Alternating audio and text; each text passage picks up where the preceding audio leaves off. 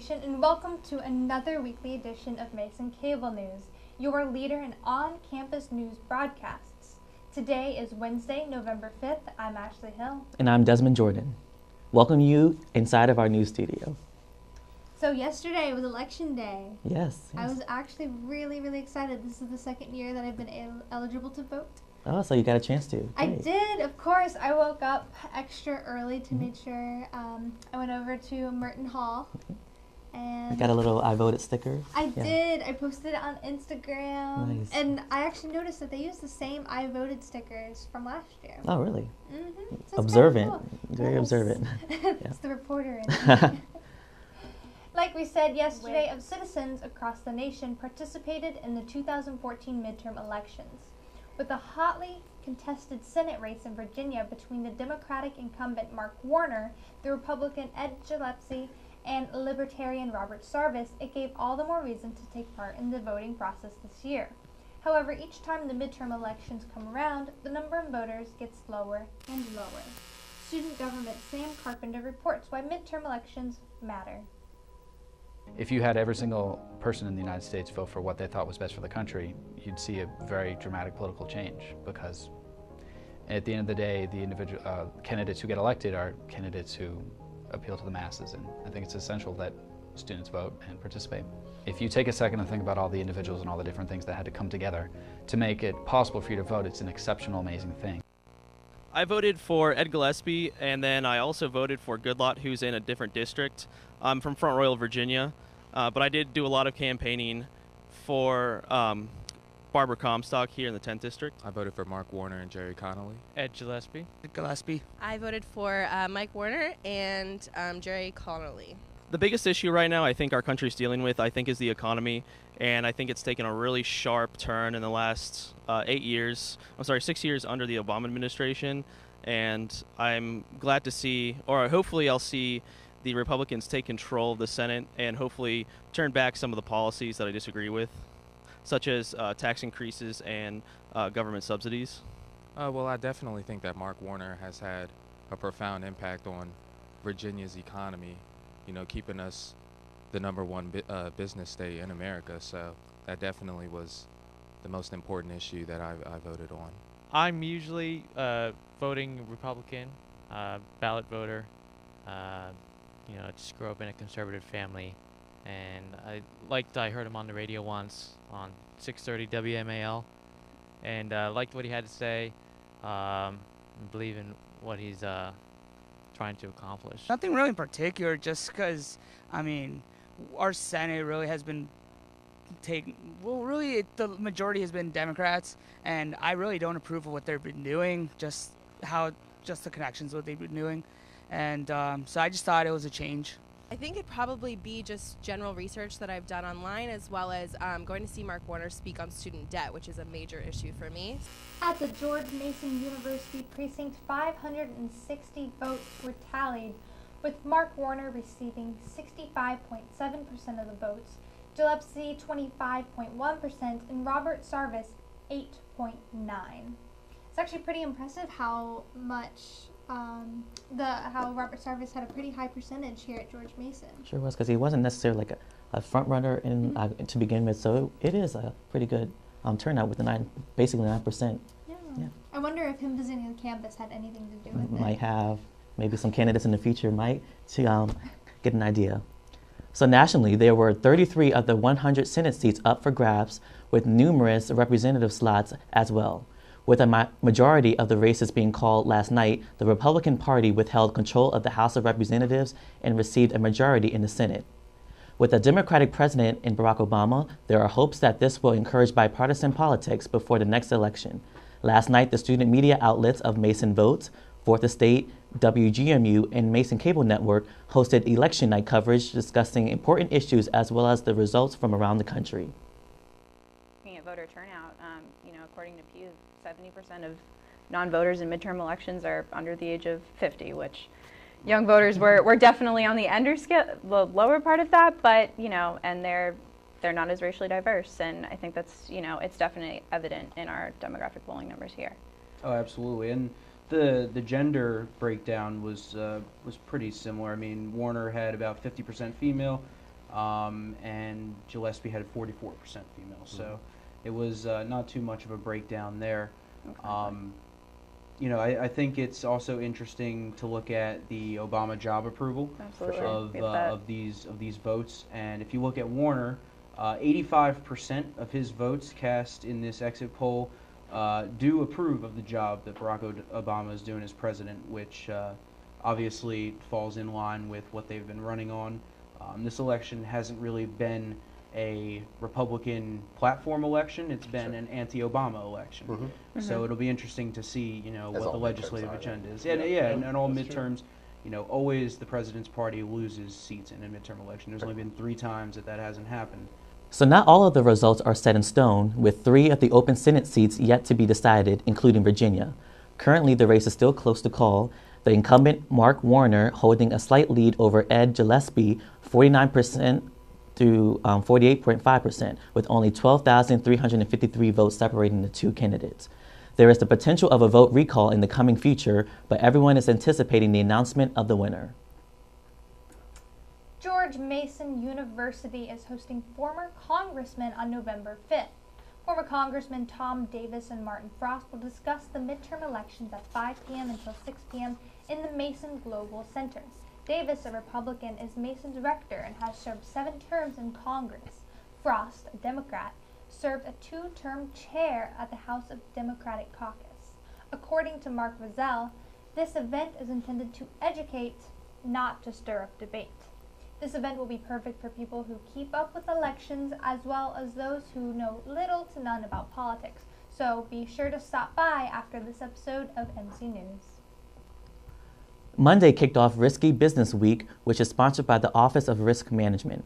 The purpose of this week is to encourage students to learn about managing risks and handling them and when they come about. Risky Business Week has been concentrated via the internet through daily webinars that discuss risk management in finances, operation, higher education, economics, and more. Today, the webinar focused on the important matter in modern government, cybersecurity. Students who are interested in attending the remaining webinars this week, the topics are SAVE Act and campus sexual assault and understanding appropriate workplace behavior. For times and locations, visit risk.gmu.edu. On November 1st in the Johnson Center, a male student fell from the 3rd floor to the 1st floor. According to an email sent out from the university on the same afternoon, police are continuing to look into this incident. The male student appeared to be without any life-threatening injuries, thankfully.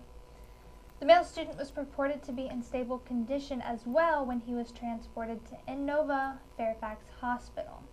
No foul play was suspected. University Life counseling staff is available if any students need to talk.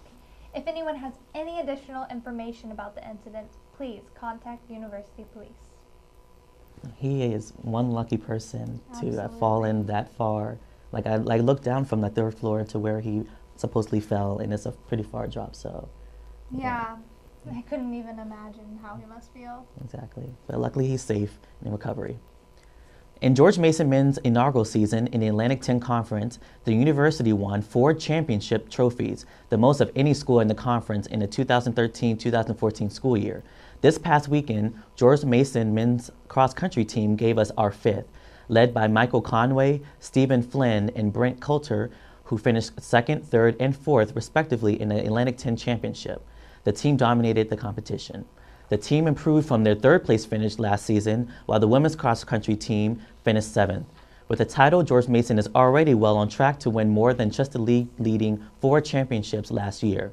The men's team now advances to the NCAA Southeast Regional Championships. This past weekend, the George Mason men's ultimate frisbee team hosted a tournament at the intramural field entitled Patriot Games 2014, hosting 10 total teams such as American University, Johns Hopkins University, Towson, just to name a few. For Mason, both their A team and B team competed in different pools. The B team finished 9th overall and the A team finished 6th after losing 2 games on Sunday to American and Johns Hopkins, with an overall record for the tournament of 3-3. Mary Washington University would go on to be tournament champions after defeating MCNU and the championship game. I actually went to that. Oh, great. I know a lot of people who play on the team, and it was really, really windy. So that So definitely did it have an affected them. effect on It definitely the did. Frisbee flying in the air? Yeah, it was crazy, but it was a lot of fun. And they played really, really well. Speaking of windy and this cold weather, tomorrow from 1 p.m. to 4 p.m. in Sub 1, Suite 2300, the annual Student Health Services Flu Shot Clinic will administer flu shots to students, faculty, and staff. This year's tagline is Be a Flu Fighter.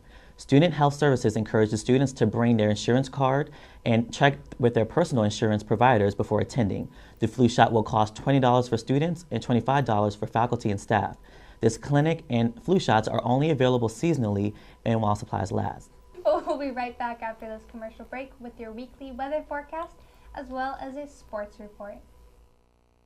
WGMU Radio and WGMURadio.com. Welcome to a special edition of the First You Will Read. Jonah, it was a pleasure having you on the show today. Appreciate it. I'm Ben Simpson. On the phone today, we have Drew. How are you doing today, Drew? I mean, your baseball. Kind of what made you decide to write a book about them? You know, it wasn't my... You're out in Maryland, right? I am.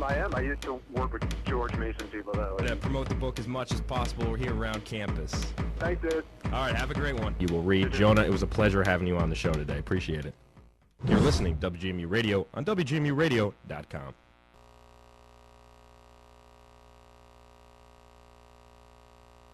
Thinking of studying abroad? Consider spending a semester at Mason's new campus in Korea. Enjoy a unique experience where you will be taught by main campus faculty and will learn about one of the most important regions in the world. Students pay the same tuition as they do on main campus, and housing costs significantly less. Join the Office of Global Strategy each Tuesday from 12 to 1 p.m. in the Johnson Center Gold Room for an information session, or visit masonglobal.gmu.edu to learn more.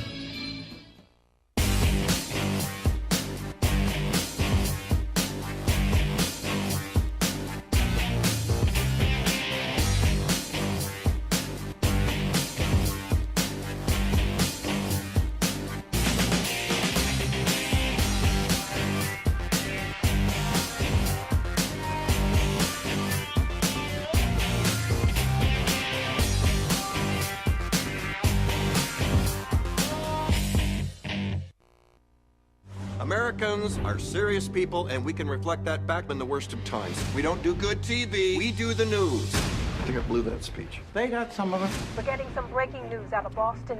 Last at the finish line of the marathon, runners and spectators fleeing the scene. Social media is going to solve this crime. 2 times in 24 hours, law enforcement had to publicly disclose information because either a paper or website put someone's life in danger. He's hiding in a boat in someone's backyard. I'd like confirmation on that before I say it on TV. You consider us a couple? I don't understand that question. Yeah, you do, because this is exactly how I act in the same situation. Suddenly I pretend I'm stupid and hearing impaired. He's got a point. Somebody's trying to give me classified government documents. If you report news that was gathered illegally, you'll face criminal fines that'll bankrupt you. We're not going to let any of my guys land in jail. I agree. Smartest person in the... There's no question we have to do the story. She is an idiot savant. We need to get the trust of the audience back. It's a moral imperative. We'll frisk everything. You know how this is going to end, right? You ever think you might be doing this for you? Listen, we're a team here. We're a family. If you have our back, then we're not going to let you get shot in yours.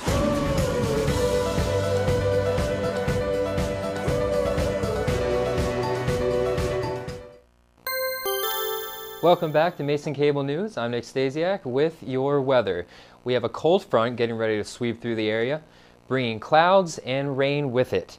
Look for rain to fall mainly around midnight, have after 9 p.m. on here. So we range anywhere from 10 p.m. to midnight is when you should expect it to start. Temperatures will be in the mid-50s, and going into tomorrow it should clear up, but we are looking at another 50-degree day tomorrow. That cold front should be moving out. We're going to go ahead and take a look at our 7-day forecast. Looking ahead here, tomorrow is going to be a high of 65, Friday a high of 55, so we're going to dive deep into the 50s. Looks like we're going to stay in that 50 to 55 range for the rest of next week. For tomorrow, that cold front moves out, bringing high pressure in for Friday. It's going to be a very windy day. Look for gusts to reach 25 to 30 miles per hour. For Saturday, more high pressure moving through, but late Saturday night, we'll have another low pressure system move in. We'll have a cold front with it too. Temperatures will stay pretty steady, as I said, 55, 50 degrees. Monday and Tuesday look pretty nice. Wednesday, look for another cold front moving in, and temperatures will drop once again. I'm Nick Stasiak with your weather. Let's take on over to Sydney with your sports. Hello and welcome to your Mason Sports Report. I am your host, Sydney Peterson. This past week, our swim team had their quad meet against Towson, Northeastern, and the College of Charleston. The final scores concluded with the men holding a 75-35 lead of the College of Charleston and are knotted with Towson at 55 points after the first session. The women are currently ahead of the College of Charleston with 78-29 and Northeastern with a score of 60-50 and trail Towson 74-36. Unfortunately, the women's volleyball team lost this past Friday night to George Washington. Their next game will be Friday here at Mason when they play against Davidson at 8 p.m. This will be followed by senior night on Saturday, which will be the final home match of the season when they host the VCU Rams. The men's cross-country team won its first A10 championship. This was due to 3 top 4 individual finishes. Michael Conway, Stephen Flynn, and Brent Coulter finished 2nd, 3rd, and 4th. Next cross-country has the NCAA Southeast Regional Championships, which are up on November 14th.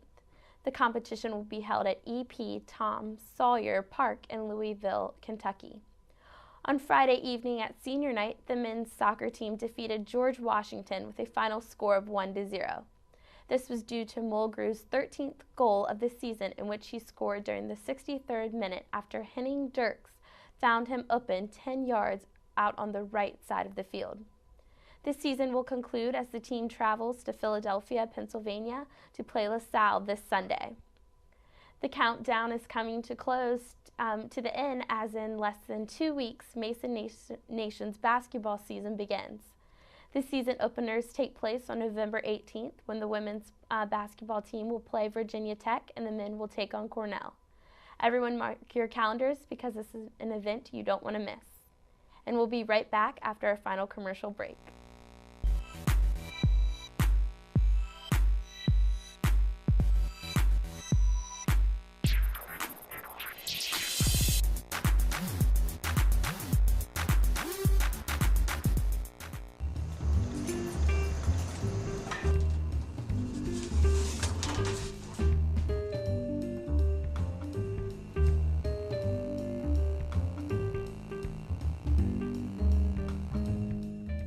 Hello and welcome back.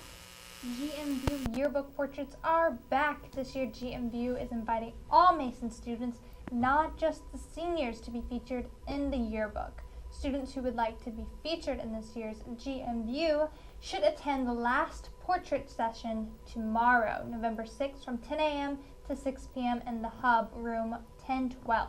You can schedule an appointment online at ouryear.com using the school code 700 by calling 1-800-OUR-YEAR. Walk-ins are handled on a first-come, first-served basis with a $10 sitting fee. And now we'll move on for our tweets of the day. This past week, the George Mason's men's soccer team had a huge game against George Washington. Here are some of the tweets from the game. Our first tweet of the day is from Patriot Platoon, and it says, newest member of the hashtag Mason Nation. Look how cute. Yes, I love dogs so much. I follow Patriot Platoon on Instagram, and they always post pictures of their new little puppy. Yes. Oh. Do you have a pet at home? I don't, no. I might have to get my dog a little Mason swag to put on her. That'd be so cute. Maybe I'll post it on Instagram or Twitter. Yeah.